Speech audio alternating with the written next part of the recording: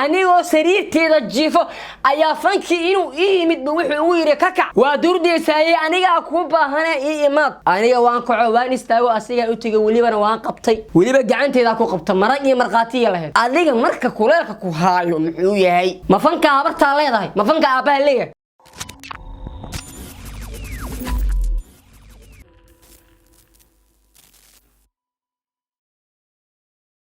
haddii aad sawir u baahan tahay haddii aad aroos u baahan tahay haddii aad u baahan tahay seminar haddii aad u baahan tahay wax ku saabsan duubis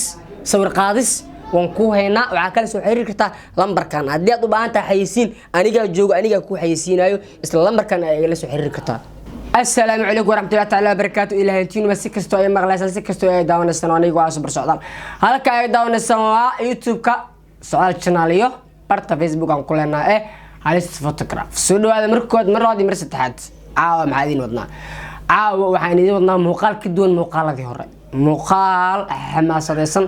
كاسو رب إنان اوه الله كنا عنانتو داد إسلوين هدنا كبير بدن كواسي أو برا بلشدة مركز أصلا فليستو dadka in ay dhibaatayaan ama ay dhaawacaan ayagoo ka xun horumarkooda waxa adiga taa wax iga gala ma lahan waxa aniga aan adiga wax ka gala ma lahan dhamaanteen annaga waxaan u socnaa hal wadadan u socnaa waa wadadii guusha adiga waxa u socotaa wadadii guusha aniga waxaan u socdaa wadadii guusha dhamaanteen waxaan u socnaa wadadii guusha mid korkaaga waxa ka guuxayo eraya shaydaan iyo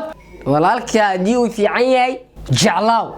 hadii uu xun yahay jeclaaw u danaani adiga walaalkaaga hadii uu xun yahay u danaani hadii uu fiican yahay u danaani walaalka hadii uu fiican yahay sidee u danaanaysaa waxa ugu danaanaysaa sida caadiga ah walaalka hadii uu xun yahay dadka ayaad ka dhacsanaysaa sidaas ugu danaanaysay okay adiga shakhsiyadaada hadii aan ka hadlo waxa ku socota waxa ku socota hood cilla wana ku dalhaya haabaysa hoodkaas wuxuu ku saamixi karaa inuu adiga cirbahaaga ku reebo qodxo kuwaas oo ku sababi karo in uu ku keeno cudurad kala duwan oo ku keeno مثلا markii aan soo qaato hood ay ma hoodkan ka hadlayo waxa suurta gal aniga hal mar ayaan dadka dhibaatada iyo macnaha qalalaasaha iyo dadka ka xun aniga horumarkeyga hal mar ayaan waxaan sameeyaa video kaas oo ayaga uga hadlayo ma ahan inaan nacbaha markaan aan videodan soo qaadanayo waxaan rabaa inay ogaadaan wax walba in aan aniga aan sameyn karo aan awood Allah iska leh laakiin aadan ahaan waan awoodaa adiga shakhsiyadaada ka hortag inaan sameeyo adiga aan ka hortago waan awoodi karaa waan sameyn karaa laakiin aniga ma jeceli inaan qof ku daysado inaan kugu daysado ma rabo been ku sheegay haddana mid kale ma rabo haddana ma rabo in hebel ana ma rabo aan kulliyanba caawa kuleelka waxa ay keenaa waxay tahay aniga kuleel baa itaabtay dhariga waxa la yiri karkarka waxa ka keenay kuleelka aniga waxa itaabtay kuleelkaas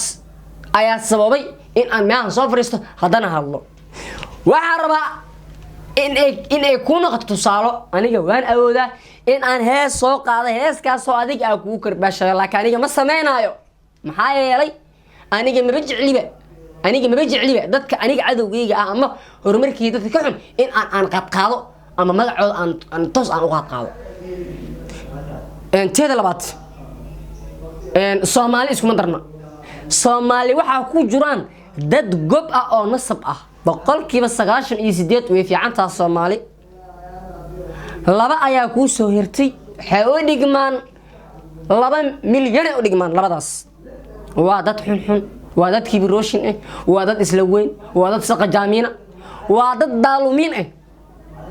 kuwaasi oo mar walba ataagayo raadsanayaan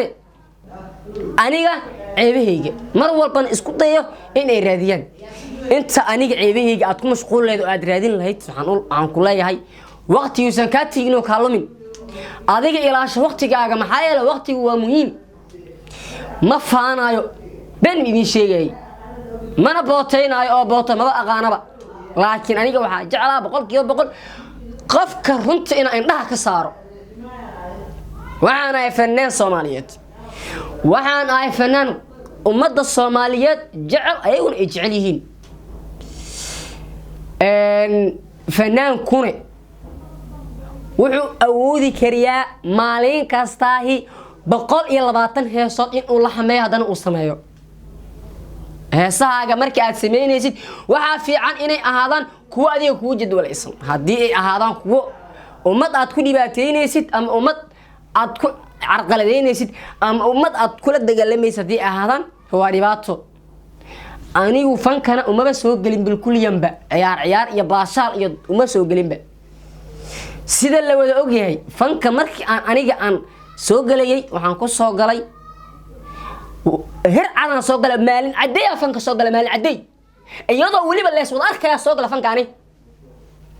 marqaati maraya lahayd Soomaali oo idin marqaati ka ahayd macad dadka qabtaa jirtay waa maya macad isweydiisay jirtay waa maya fanaankan xagu u socdo macad tiriya jirtay waa maya anigoo sariirteeda jiifo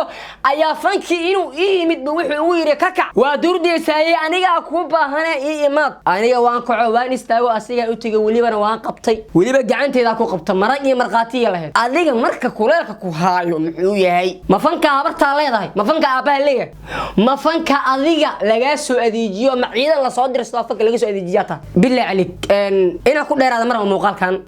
waa iska soo gaabinaya xamaasadeedu kacday waxaan leeyahay aniga ma jecli 100% dadka nacabka ah kacin aniga horumarkayga ina hadalkooda iyo magacooda iyo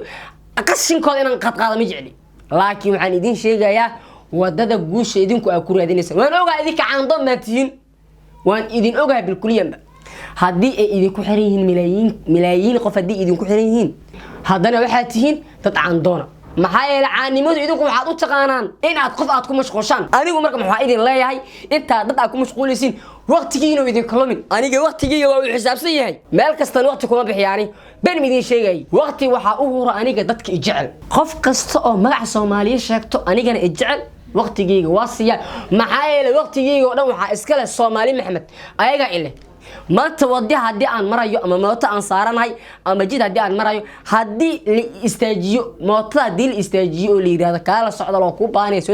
waxaan ay ma soo degay hadan imaanay mootada ka soo degay mootada uu tagay qofka lugiisa waan ku imaanay kula hadlaya labada gacmood oo ku qadira oo ku qiimeynaya maxay adiga ku jeclaan maxay adiga ay jeclaan qofka aan jeclaan si uu yaala markii uu arko muxuu sameeynaya wajigiisa beddelmay maxay shaydaan ayaa ka horeeyo waa socdaal oo idin leh waan idin jeclaa intii jecel inta nacabna waxaan leeyahay idin ma nacbi waan idin jeclaa laakiin inaan hadalkiina qad qaado ma jecli ma jeclin inaan qad qaado laakiin waxaan idin sheegayaa wadada aad guusha ku raadinaysin ma ahan tan ee wadada guusha qofka walaalkaaga kor loogu qaado isku day walaalkaaga aniga ma aha adiga walaalkaaga kula dhashay inaad kor u qaado walaalkaaga markaa kor u qaado kan kalena u qaadaysaa aad ibegsanayso media ta fadhiisa aad caytamayso aad booqayso dheeso markii hore ayaad walaalka adiga walaalka ayaadan qiimeeynin maxaa yeelay adiga walaalkaaga iyo aabahaaga hadii aad qiimeyn lahayd wabillahi tawfiiq salaam alaykum abdul barakad waa soo joon idin leh muuqaalkan like share garay si uu gaaro daawada fara badan hadii aad YouTube ku cusub tahay subscribe sar hadii aad nala joogteen waan ku mahadcelinaynaa waxa kamid ah 100,000 oo mar walba aniga duusheeda saaran